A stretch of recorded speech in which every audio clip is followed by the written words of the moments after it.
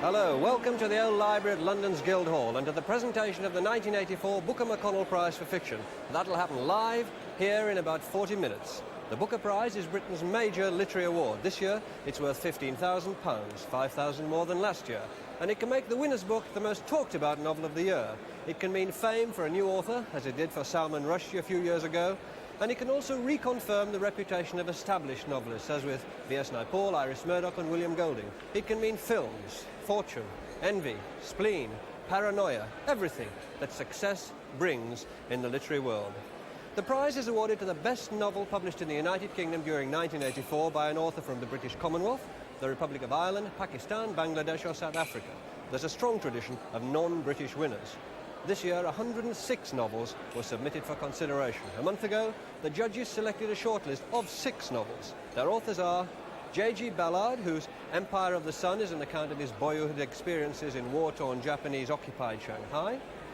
Julian Barnes, author of Flaubert's Parrot, a book about a retired English doctor's obsessive quest for the real Flaubert. Anita Brookner, whose Hotel du Lac describes a writer of romantic fiction in mysterious exile in a Swiss hotel. Anita Desai can't be with us tonight, but her novel, In Custody, is the story of an Indian teacher's disillusionment with his hero, a famous old poet. Penelope Lively's According to Mark shows us a literary biographer becoming gradually entangled with his subject matter. And finally, David Lodge's Small World has international academics questing after truth like knights after the Holy Grail. 3 men, 3 women. 5 of the books about writers, no duds. But first, to tell us more about how the Booker Prize works, here's Martin Goff, director of the National Book League, who's organised the prize since it began 16 years ago. The worry that a lot of people have is that the hype, of which we tonight are part, is becoming more important than, as it were, serious fiction itself. What do you think of that? No, I don't think that's true at all. The whole thing about the Booker Prize is, hype or not, it gets people reading worthwhile novels. It gets them reading the winner, the shortlist, and lots of novels that didn't make the shortlist, and I think that's good.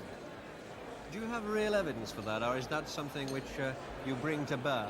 All right, let's take very simple examples. You mentioned Salman Rushdie, which Capes hoped to sell 2,500 copies of in 2 years. After it had won, 45,000 hardback copies were sold within 3 months. Is there an element there that, again, people worry about, that you can't judge 6 different novels as if they were 6 racehorses? In that sense, you can't have a clear winner. I think there's some truth in that, obviously. If you've got 6 different species of roses, you can say which is the best. If you've got 6 flowers, it's jolly difficult to say which of those flowers, or if they're all different flowers, is the best. But I still think it's possible to find a modicum of judgment in it. Well, could you introduce us to the judges who've been spending most of their summer, perhaps most of the year, looking through these literary flowers? Let's hear about the judges. Yes, the chairman of the judges is Richard Cobb. He's a fellow of Worcester College, Oxford, and was professor of modern history there until earlier this year. He's written a number of books on French history and also a memoir of his childhood in Kent called Still Life. Anthony Curtis, another judge, is the literary editor of the Financial Times, and he has written books on the French theatre and Somerset Maugham, among other subjects. Polly Devlin is a well-known journalist and broadcaster. She's also an author, and her books include The Far Side of the Lough and All of Us There. Then there's John Fuller, who teaches English at Magdalen College, Oxford. He's also a poet, and last year his first novel, Flying to Nowhere, was on the Booker shortlist. And finally, Ted Rowlands. He's Labour MP for Merthyr Tydfil and chairman of the All-Party Parliamentary Committee on Book Publishing. The mention of a politician brings up the question, is there much politicking around for the Booker Prize? Are there approaches by publishers in the night and so on? I'm not sure there's that, but I do think that publishers do think a great deal of which books they'll submit, which books, if they're only allowed to put in 4 each. And if they don't submit those 4, will the judges, who have a right to do so, call in others? There's that sort of politicking, but I've never heard of a case of the judges being nobbled or influenced or anything like that. Can you recognise such a thing as a Booker Prize shortlist novel? Faye Weldon claimed that in addition to every other quality, Booker books had a quality which he called bookerish. I think that's jolly difficult. I mean, you can say, because it's often being won by Indian or South African, that it's a Commonwealth. That isn't true. You can say all sorts of things, but I think that the best thing that Booker judges, I suspect, look for is a book that in 10 years' time will have the sort of meaning it has now. That may be a book of quality. OK. Tell us about the judging process, and then we're all clear about what goes on. What goes on is that the books are sent in. I think you yourself mentioned 106 titles were submitted. The National Book League sends those titles to all the judges who spend the whole summer, 106, a hell of a lot of books to read, spend the whole summer reading them. And when they've done so, they send me their front runners, sort of 6, 7, 8 front runners, which I submit to all of them. Then they meet, and those lists of front runners means they've got something like 30 titles to consider. Out of that, in mid-September, they get their shortlist, and then from that, that shortlist is published, and after that, they have to work today to find the winner. And they worked this afternoon, and the smoke came out of the chimney about an hour or so ago, and we'll know what message it was carrying in a few minutes. But thank you, Martin Goff. Now here's Hermione Lee, presenter of Book 4, to introduce from our own studios the 6 authors and the descriptions of their own books. Our interviews with the shortlisted writers are in alphabetical order for strict neutrality. So we start with J.G. Ballard. Ballard, who's lived for many years in Shepperton, a quiet outer suburb of London, is well known for his science fiction novels and stories, obsessive myths of catastrophe and dereliction such as Crash, The Drowned World and The Disaster Area. With this latest novel, Empire of the Sun, he seems to be moving away from his fantasies of abandoned post-space age landscapes towards more realistic autobiography. But in fact, it has a lot in common with Ballard's science fiction. Those derelict landscapes turn out not just to be Ballard's private inventions, but what he saw from his prison of war camp in Shanghai. We asked him to describe the novel. Empire of the Sun is a novel set in Shanghai, China during the Second World War. I was born in Shanghai in 1930 and lived there through the war, and I was interned with my parents in a camp south of Shanghai. And I describe in the novel the adventures of a boy of my own age called Jim, who is in fact separated from his parents and spends the entire war on his own, surviving through the network of camps around Shanghai until he finally finds himself in Longhua Camp. There he lives for 3 years on his wits, struggling to survive, and at the same time watching his own mind turn into an adult one, and looking forward to the future and coping with the total dislocations that have taken place in his life. Most of the adventures in the book are imaginary, but they draw on my own experiences. Now, I chose to write the book as a novel rather than a work of non-fiction, because I felt that in a way, one can reach the psychological truth by fictionalizing rather than in a work of non-fiction. And I felt that, in a way, the imaginary adventures of my hero were psychologically true of my own experiences in a way that a straightforward account, a non-fiction account, would not have been. Julian Barnes is a literary journalist as well as a novelist. He's worked on the book pages of The New Statesman and The Sunday Times, is currently the Observer's television critic, and has written 2 earlier novels, Metroland and Before She Met Me. His new novel sets out in search of the true historical facts about that quizzical genius, Gustave Flaubert. But on the way, Flaubert's Parrot gets mixed up with all sorts of other things: critics, coincidences, pyramids, red currant jam, clichés, and a sad secret. He told us how he came to write the book. Well, Flaubert's Parrot is one of those books which starts from a single identifiable incident. I was in Rouen about 3 years ago, and I went to a Flaubert museum. There are 2 museums in Rouen. One where he was in the house where he was born, and one in the house where he died. And I went to the first one, and amongst the exhibits I discovered a stuffed parrot, which he had borrowed, according to the label, it said he had borrowed it from the Museum of Rouen in order to help him write Un Cœur Simple, which is one of his greatest short stories. I was sort of curiously touched and moved by seeing this. It seemed to me that this was something which put me in touch with the writer. Until 2 days later, I went to the other Flaubert shrine in Rouen, And there, among the exhibits, there was a second stuffed parrot. And it was a sort of odd, bizarre incident. And at the same time, it was a sort of slap over the wrist. It was as if the two parrots were saying to me, you think you can get in touch with an author that easily. You think you can seize him, get his reality. Of course you can't. Until 4 years ago, Anita Brookner was known as a distinguished art historian who teaches at the Courtauld Institute, was the first woman to be Slade Professor at Cambridge, and has written books on 18th century French painters. But in 1981, she published her first novel, A Start in Life, and made an immediate name for herself in this new field. Since then, she's written 3 more novels, Providence, Look at Me, and now Hotel du Lac. In all of them, a woman on her own finds out some sharp truths about happiness, love and success. Hotel du Lac, as she told us, is no exception.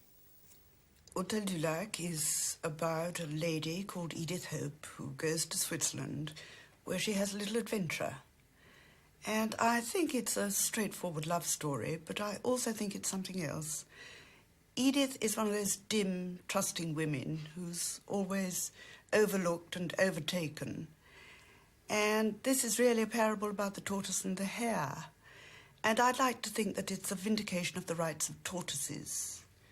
Tortoises don't win the race. They don't even get into the first heat. But they do have a vote. And as Edith finds out, she makes her vote rather an unexpected one. Is it a naturalistic novel, would you say? I mean, are the people that she meets the sort of people you have met or might meet? Oh, yes, certainly. There are types, of course, but then people do occasionally fall into types. There's the avaricious widow, and there's the predatory divorcee, and there's the sort of man who roves around hotels looking for bait and prey, and I think they will find what they're looking for. Anita Desai lives with her family in Delhi and has been writing novels, stories and children's books in English for over 20 years. Like her recent short stories, Games at Twilight, and her best-known earlier novels, Fire on the Mountain and Clear Light of Day, which was shortlisted for the Booker Prize in 1980, her new book has a very vivid Indian setting and deals with characters who aren't at all successful or secure. In Custody's story of a wretched teacher of literature, unhappily married and discontented with small-town life, who gets swept up into the orbit of a famous Urdu poet, now old and drunk, is as sad as it's grotesque. Anita Desai began by telling us about the book's title. Well, I'm told that it's got a very unattractive and unappealing title, In Custody. I couldn't help that because it's about a vision I have of everybody living inside a trap and not being able to break out of it, or hardly ever. Although that's not the basic idea behind the book, I must confess it's a far more trivial one, which occurred to me years ago when I first started going to concerts of Indian music and became fascinated by the figure of the accompanist. It seemed very strange to me that an accomplished musician would be content to sit behind the great maestro and simply accompany him all through his life. And I realized this relationship must be a very complex one between the two. And in fact, I wrote a little short story about this figure. It's called The Accompanist in my Games at Twilight collection. But I wasn't done with it when I'd written the story. I went on to write this novel, only for some reason the musician became a college lecturer and the maestro became a poet. Perhaps because I live in New Delhi and am more aware of the Urdu literary scene, which is a very tiny one and therefore very intense. It has a few towering figures and a great many smaller ones hovering around, and this creates a very exciting, although very limited world. Like Anita Desai, Penelope Lively is also a writer of children's books, and she too has been shortlisted for the Booker Prize before, with her first novel for adults, The Road to Lichfield. She grew up in Egypt and has lived for many years in Oxfordshire. Her novels and stories, which include Treasures of Time and Judgment Day, are always interested in investigating history, place and the past, and according to Mark, as she described it to us, pursues that kind of historian's interest. It's called According to Mark. It's a book about a biographer. I was fascinated about this curious, rather eerie relationship between the biographer and his or her subject, the way in which the subject, who may well be dead, has the advantage of silence and of concealing, manipulating evidence, perhaps, and the way in which the biographer has the advantage of a sort of omniscience, of knowing the story, knowing what comes next. So it's about a biographer called Mark Lamming, who's writing about an invented figure called Gilbert Strong. Obviously, I had to invent a total subject. He's a literary man of the sort of rather distinctly sub-major literary figure. He's not a Wells or a Shaw. I didn't want him to dominate the book. And the story is of Mark's feeling that he's becoming more and more invaded by his own subject. He falls in love with Gilbert Strong's granddaughter, his literary executor, a totally inappropriate and inconvenient kind of love, a sort of obsessive delusion, the sort of Midsummer Night's Dream kind of love, because she's not a bit like him, she's totally unbookish, she doesn't read.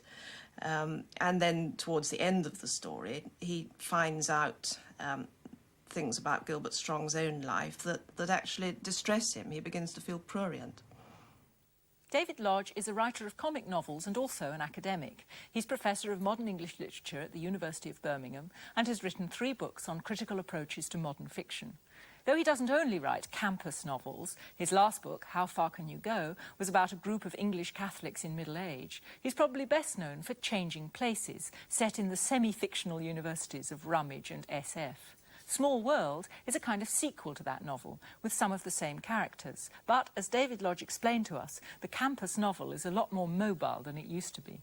Small World has a subtitle, an academic romance, and the basic idea of it is a kind of metaphor, a sort of resemblance that I saw between the world of academic conference going, of professional people jetting around the world, meeting each other in rather exotic surroundings, having perhaps affairs, certainly being in rivalry with each other, between that world and the world of traditional romance, of knights in armour going out on quests, trying to win the love of their ladies, having adventures, coincidences and so on. Well, the interplay or the resemblance is really a comic device in a way. It's a sort of mock-heroic, I suppose. But I think it also has a slightly deeper meaning in that some people think that the story of the Arthurian knights and the Grail legend is really about sterility and fertility, about lands laid waste by sterility and being fructified again. And I was thinking that the world of literature and scholarship and intellectual world, it also, in some ways, seems to be often sterile, and people in it suffer from writer's blocks, intellectual blocks, and so on. So I was also playing, there's an underlying myth about people being frustrated in their creative lives and getting a kind of release at the end. So it's a novel, I think, with several layers, like an onion. The top layer, I think, is a funny layer, I hope so, but deeper you get, perhaps there's more meaning in it. So, those are the 6 authors who are on this year's Booker Prize shortlist. Now, back to the old library at the Guildhall. Thanks. So that's the shortlist. It's been called an unadventurous choice by some people. In fact, the autumn sport in the book pages seems to me to have been find the alternative Booker. Paul Bailey in the Standard called for Angela Carter's Nights at the Circus, and so did many others. Robert Nye in the Guardian for Howard Jacobson's Peeping Tom. Auburn Waugh in the Mail for Keith Waterhouse, regrettably underrated as a novelist, perhaps because he writes for a popular newspaper. Neil Linden in the Sunday Times magazine tipped Martin Amis, as did others. The TLS regretted the absence of Muriel Spark, and so on. My own alternative list would include some of those and Kingsley Amis, Francis King and Beryl Bainbridge, which is not to crab this list. At least 3, I think, are very good indeed, but the intense gossip shows how keen, how, for some people's taste, over-anxious the prize-winning factor has become in what until recently was thought to be the quiet pastures of serious English fiction. Now we take a short break. In part 2, we'll hear our own panel's views of the 6 books, the announcement of the winner, and the presentation of the prize itself.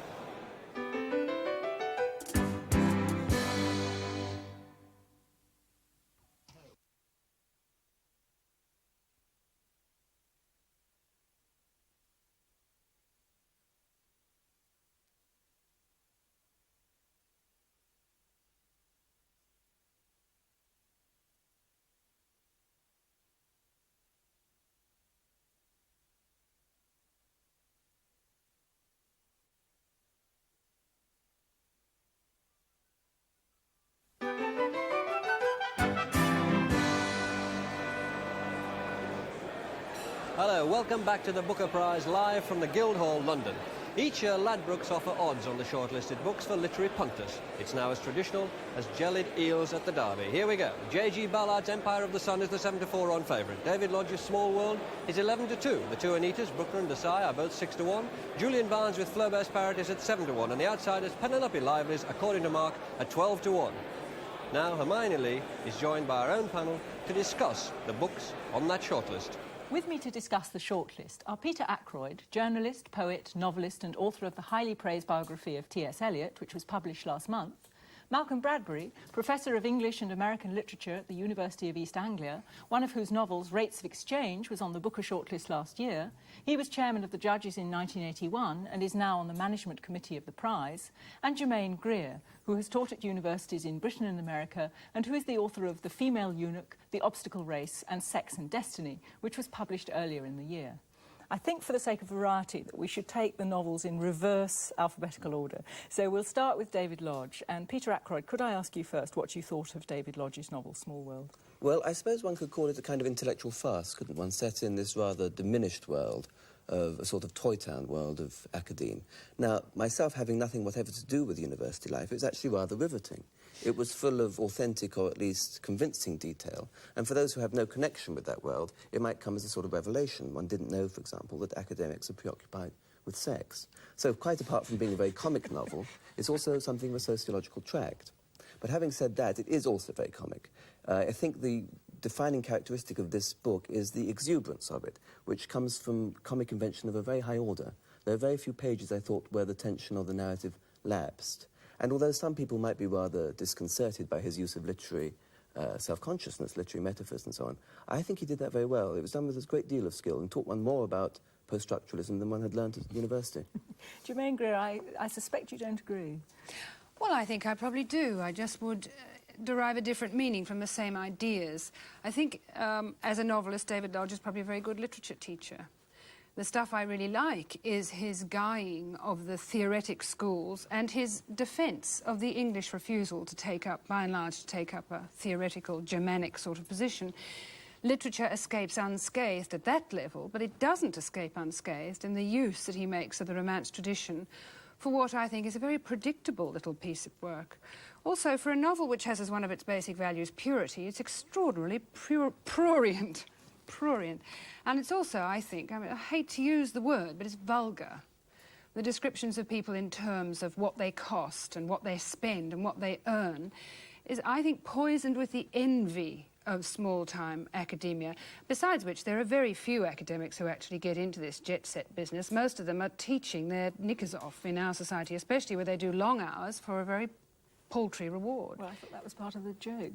Malcolm Bradbury, would you hold the balance on this one? Well, I'll try. I'm in a rather embarrassing position in that David Lodge is a very close friend of mine, and usually I'm confused with him, so many people think that I've written the book. So I have to be very careful about what... Yes, it is a small world.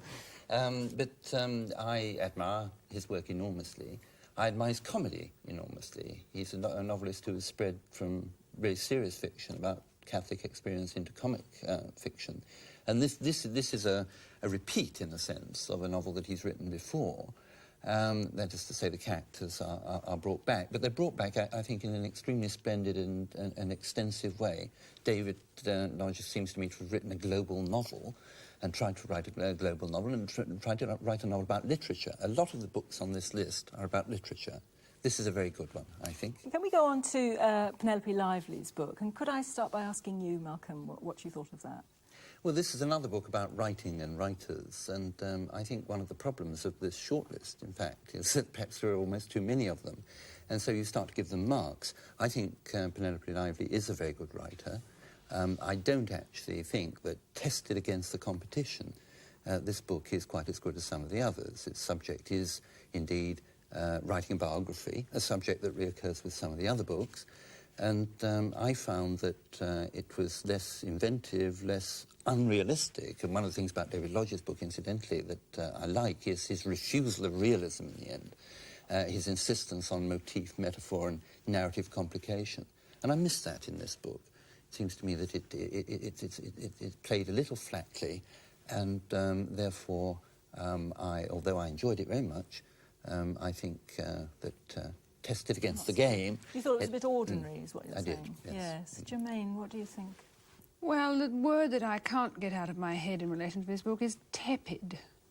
It's quite well done, I suppose, except that Gilbert Strong doesn't emerge as a strong personality. Gilbert Strong's the object of the biography. The object of the biography, yes.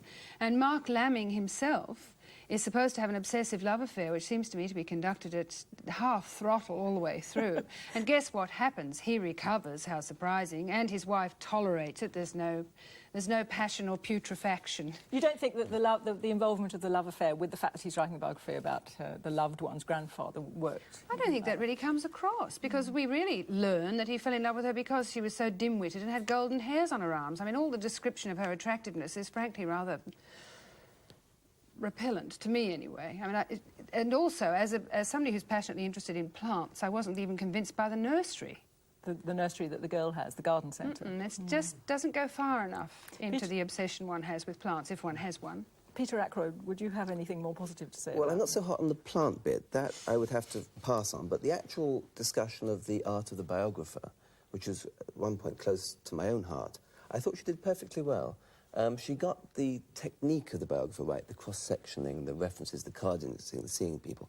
And she also was very acute about the petty evasions and hypocrisies which the biographer has to undergo to get close to his subject. All that I thought was very well done.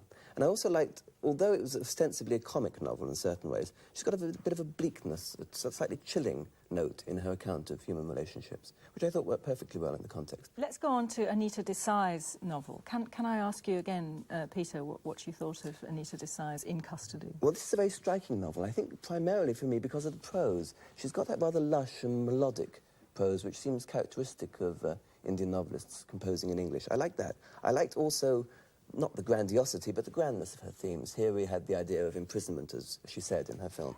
The idea of people stuck in their lives without much hope for the future. Now, that can be seen as either comedy or melancholy.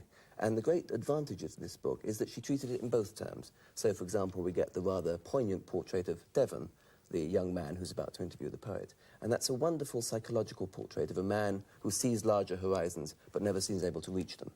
And then on the other hand, we have the Indian poet, Noor, who that description is one of the best descriptions of a poet I've ever read. The drunk, the monomaniac, the infantilist, all rolled into one.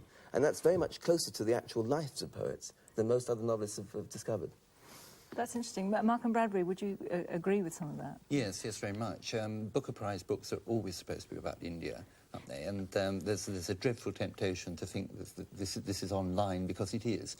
The real question, of course, is how good is it? Is it a good book about India? I think this is a quite extraordinary piece of writing, a very strong book from a very strong writer, and that a good deal of the strength of it, and it's another book about writing, is the notion that she has of the extraordinary relationship between the harsh material world of India and the facts of art that grow out of such a society. And yet at the same time there is this high ideal of art that drives them all forward into absurdity, into comic absurdity. And this is insisted on very, very firmly all the way through, and it produces a tragic and bleak effect, and yet at the same time a comic universe comes out at the end. Germaine, what did you think of it? I would agree with all of that, except that the tragic, bleak world, which also exists in the novel with a comic universe, they both seem to me to be, in a sense, negative, in a way that I don't associate with India. And that's partly because one of the ways that I ever got to know India was through Narayan, who deals with the same combination of apparent pointlessness and meaninglessness, but he does something magical with it. He builds myths out of ordinary events and ordinary people without condescending or falsifying. You get the feeling that you get, I would say, with great art, that the smallest people have some dimension of amplitude and greatness and have their own potential for nobility. And what worried me about the book was something mean and cold about it, that you never expanded. Devon was really still a poor devil, and Noor was really a fake.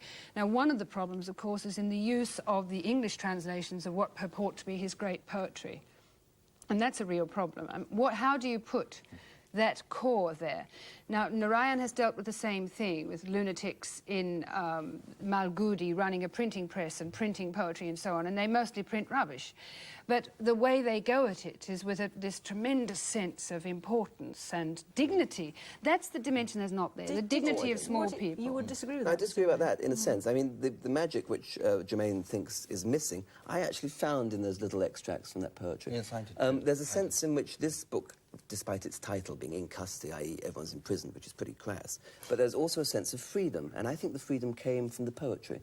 It may be an illusory freedom, which they're all aspiring towards, but it's there in that Urdu, translated Urdu work, which suggested a different life, one they hadn't led, but one which they wanted to reach towards. Can I ask you, you mentioned just now Narayan, who has been conspicuous by his absence, I suppose, on Booker shortlist. Do you think as a whole, taking these 6 books together, that there are books that ought to be on this shortlist that aren't? Did you think it was an exciting shortlist as a whole? Germaine? Well, not really. I was puzzled. I didn't know why Muriel Spark wasn't there. Except I suspect it comes down to rule by committee. They had to pick 6 books which nobody particularly wanted to exclude. I think that's one of the things that happens, you know, a camel is a horse designed by a committee. It's probably as good a shortlist as we could have got, but I think by extension it's unjust to people who've published this year, like Angela Carter, for example, or Francis King, or even Martin Amis, perhaps. Malcolm, what do you feel about Well, I feel the same. I feel a number of very significant omissions with this list. Angela Carter, most certainly. Elaine Feinstein, Don Thomas would surely have stood a chance, Leda St. Aubin de Tehran. There are a number of very good writers who are not here, and 1 or 2 writers who are here who might have been displaced by them. Peter Ackroyd, do you think it's a slightly safe list? In that Yes, it's certainly a traditional list. It wouldn't offend many people, but it probably won't please that many either. I mean, Michael Moorcock isn't on it, William Boyd isn't on it, Martin Amis isn't on it, Angela Carter isn't on it. One could go on forever with names of people who've written books on a much larger scale than some of these, and with much more intelligence than some of these. Malcolm, can you tell me now what you thought of Anita Brookner's Hotel du Lac? Well, I think Anita Brookner is a very good and exciting novelist. Who seems to be very much concerned increasingly with a kind of miniaturization of her work. And so I'm impressed by the basic splendour and quality of the writing of this book, also rather worried by its smallness, by its ultimate smallness. She's seeking smallness. The theme is recession, is withdrawal. Yes, it was Anita Brookner's prose I admired most. It's very calm, very clear, very chaste. The book's unhurried, but it's not very deliberate. I like that very much. And I also enjoyed that rather brooding, languorous air of mystery and romance which she evokes in these pages. I mean, one hesitates to use the word romance, not least because of David Lodge, but also because of Mills and Boon. There's a sense, though, in which she is writing that kind of book, although a much more intellectual and self-conscious version of that kind of book. But I wondered, Germaine, whether you thought it was, in a sense, a woman's book, if one can use that.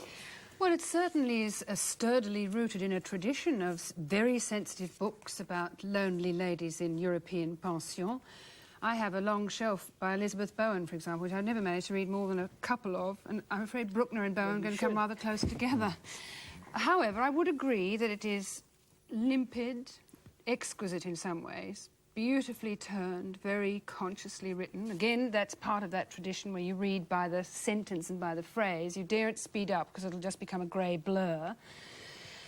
I would, however, argue that the control of tone gets a bit rocky when the male love object, or not, as the case may be, enters the picture. And we know where he comes from. He comes straight out of Bills and Moon, so to speak. But I don't think he works at all. And that's not so bad, because the whole thing about women's projections of men as the powerful father who's going to take you away and make you mistress of millions are completely inauthentic. But at that stage, I think the spectacles get a bit fogged. Well, I don't mind a little bit of sentimentality. Certainly not when it's done with her skill. I mean, the effective thing about that book is she writes very well, actually. That's all I've got to say about it. She writes beautifully. Yeah. Can we go on to Flaubert's Parrot by Julian Barnes? Germaine, what did you think of this? Well, this is actually the sort of book that I'm going to give people for Christmas. I mean, people I know who love books, because it's endless food for thought. It's beautifully written in lots of different styles. I have some reservations about that when he enters the character of Louise Collet and writes in her person, it doesn't work.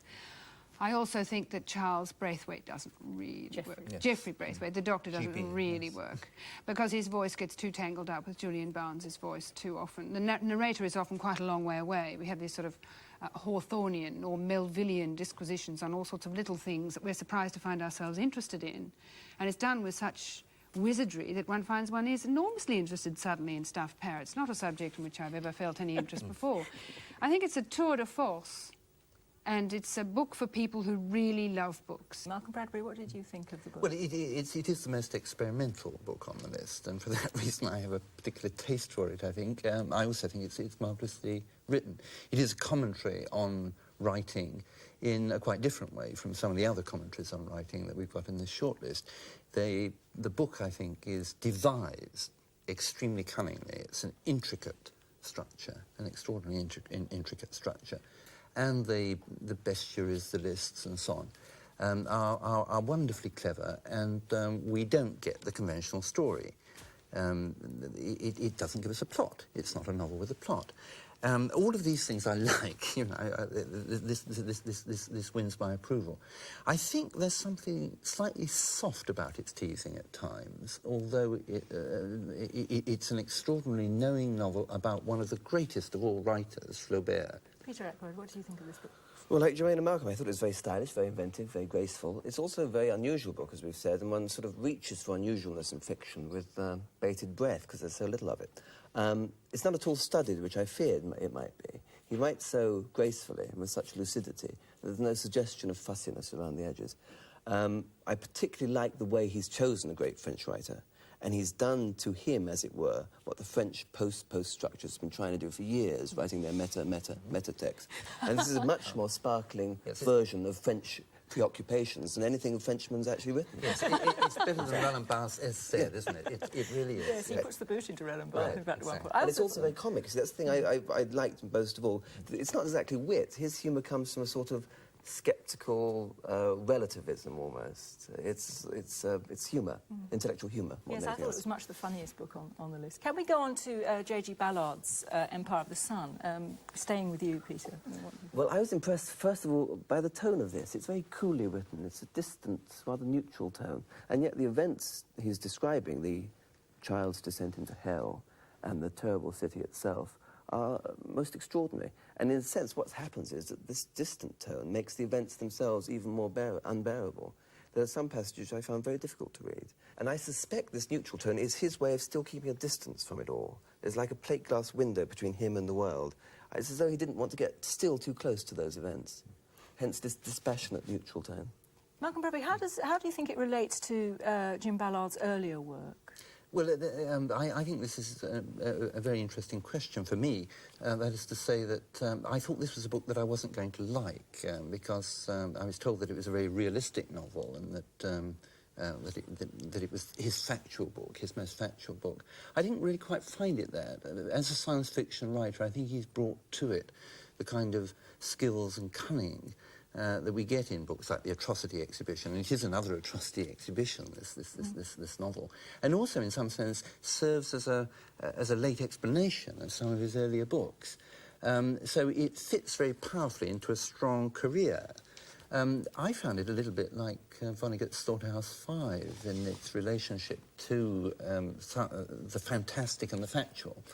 And I think what is striking about the book is that it really is possible to read it on two levels. One is a kind of surreal story, the other is virtually a historical document. And like Vonnegut, he seems to be making use of the same traumatic world experience over and over again in his fiction, doesn't he? There's one thing that I would like to add about it. That is that I did say that most Booker Prize novels are about India. This one isn't. It's about China. It's about another end of empire and the great theme, in a way, of so much British fiction.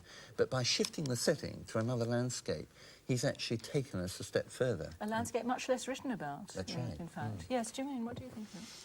Well, this was the one book on the shortlist that I really couldn't put down. I was absolutely transfixed. I couldn't really believe what I was reading, in a way. I have never feared so much for a Picaro as I do for this little Picaro, who doesn't ask for any sympathy. Like children, he goes wide-eyed into the most horrible situations, and he simply seeks to move on, to just get out of them. So the most terrible things are printed on him, and he moves on. And I think Descent into Hell is right, because while it's clear that he risks being identified with Little Jim because he has the same name, I would say that Little Jim is a construct of art. If you think about yourself from the ages of 8 to 14 or whatever, 8 to 11 or 11 to 14, you couldn't possibly write this way about yourself. You couldn't possibly have this lofty, dispassionate sympathy for what becomes really a sort of basic human equation. It's sort of two eyes on a stick. It's homo. It's the basic nugget to which we will all be reduced, either as senile or as infantile. And I really think it's a staggering piece of work. I'm awfully glad I had to read it, because I might have missed it. Can I ask you all now which book you would like to win, and also which book you think the judges are going to vote for? Can I start with you, Julian? Well, it's Ballard, I think and hope. Malcolm? I think the book that he's going to win is the Ballard, and I would be perfectly happy to see that. I think in Love, Friendship and Admiration, I would wish A Small World by David Lodge to win. Peter? I imagine it'll be Ballard, and I'd like it to be Ballard. I think Ballard's going to win too, but my money is on an outsider. That is our decision, and now for the judges' decision, back to the old library at the Guildhall. Thanks. That's clear enough anyway. Ballard, it seems, has it. Now we'll really see. Here's Michael Caine, chairman of Booker McConnell.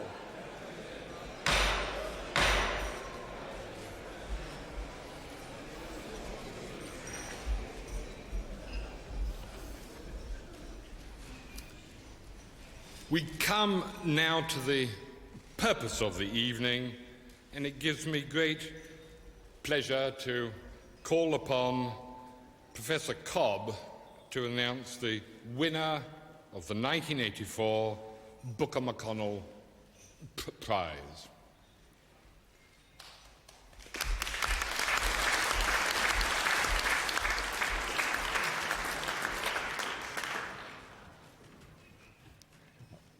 Lord Thompson, ladies and gentlemen, let me just remind you of the 6 books we chose for our shortlist in alphabetical order. J.G. Ballard, Empire of the Sun; Julian Barnes, Flaubert's Parrot; Anita Brookner, Hotel du Lac; Anita Desai, In Custody; Penelope Lively, According to Mark; and David Lodge, Small World. It is the decision of the judges that this year's Booker McConnell Prize should be awarded to Anita Brookner,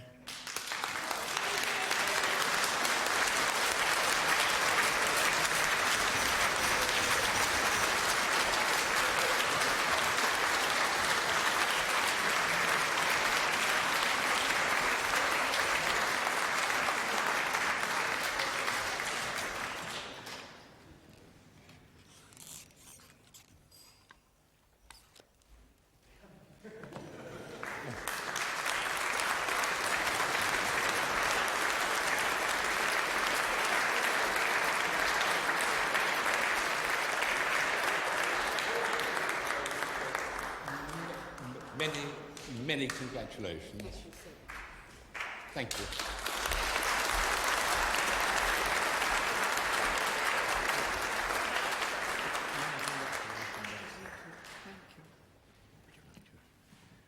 Ladies and gentlemen, when I stand up to speak, I usually go on for 55 minutes with slides.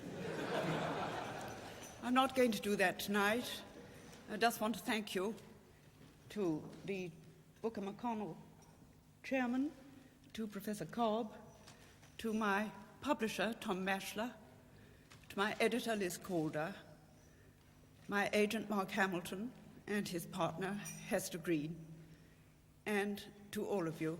Thank you very much indeed.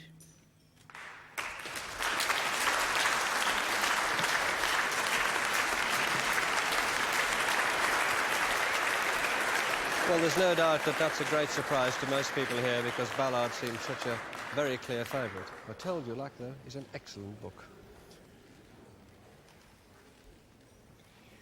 In an exceptionally strong year, I don't think we could have picked a more powerful shortlist. What, it seems to me, all six have in common is a style that is elegant, direct, and, above all, easy to read. And in this important respect, they might, I think, have a greater appeal to the general public than to the more specialized circles of literary criticism. If I might speak about each one very briefly, individually, novels about childhood are always, I think, exposed to the danger of feyness. J.G. Ballard's account of a child growing up against a background of not always hideous, but always alarming events in Shanghai during the Japanese occupation, I think is both convincing, imaginative, and deeply moving. We accompany the boy as he advances from the minute awareness of people and objects at the age of 10 to the greater knowingness of 14. And the ever-present background, even a visible background on the horizon, is this terrifying city of Shanghai on its great dirty river. Julian Barnes takes us on a delightful, witty, and penetrating quest through the most beautiful parts of France, Rouen and its countryside, in search of France's greatest novelist. It is a work of brilliant inventiveness, accompanied by comments that are often devastating, especially to academic discipline and literary biography. It's a very intelligent book, which is also a delight to read. Our winner, Anita Brookner, has produced a cool, elegant, and terse account of events in a hotel on the Lake of Geneva. It is written with wry humor and minute observation, always in a very low key, thus, I think, attaining, so I think, an elegance and a very apparent simplicity that are truly 18th century. Anita Desai's sad and yet comical novel is about mounting frustration, a narrative in which both objects and people and objects combine against the patient efforts of the unfortunate principal character, whom we leave at the end still battling on. It's a delicate, kind, I think affectionate and at times very funny book. And it's also beautifully written. And so is Penelope Lively's novel about another literary quest. The object of the quest doesn't intrude too much, being more of a pretext than central to the narrative. There is plenty of gentle malice, and we encounter one person, the mother of the principal female character, who is simply and convincingly awful. Her name is Hermione. It's a kind and pleasant and reassuring book situated in an England that we would like to think still exists, at least I hope it does. When I was reading David Lodge, my wife inquired several times as to what on earth was the matter with me. For a day and a half, I hadn't stopped laughing to such an extent that my laughter shook our house.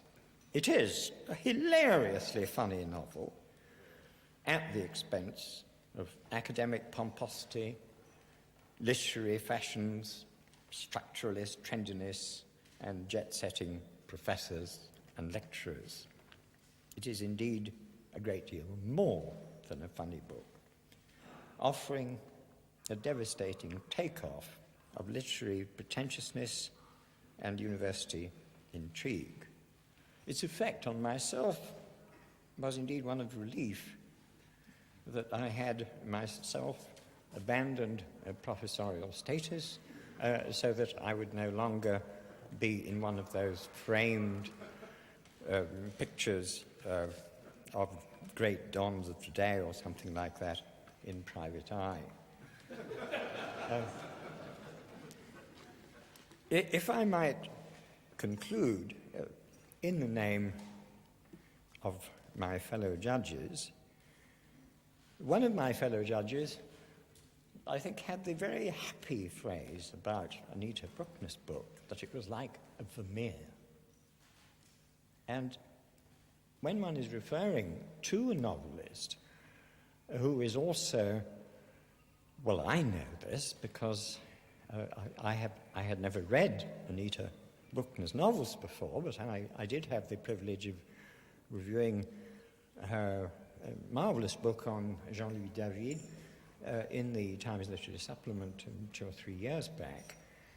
I think perhaps one of the qualities that we found quite outstanding in her book was this wonderful eye for detail, visual detail, the smaller picture, the microscopic vision, which I think I'm speaking in the name of. Anita Brookner, congratulations. Thank you very much, Amanda. All your novels are about people who lose things rather than winning. Does it seem strange to be a winner? Extraordinary, extraordinary and delightful. You're a very moral writer. Do you think winning is good for the soul?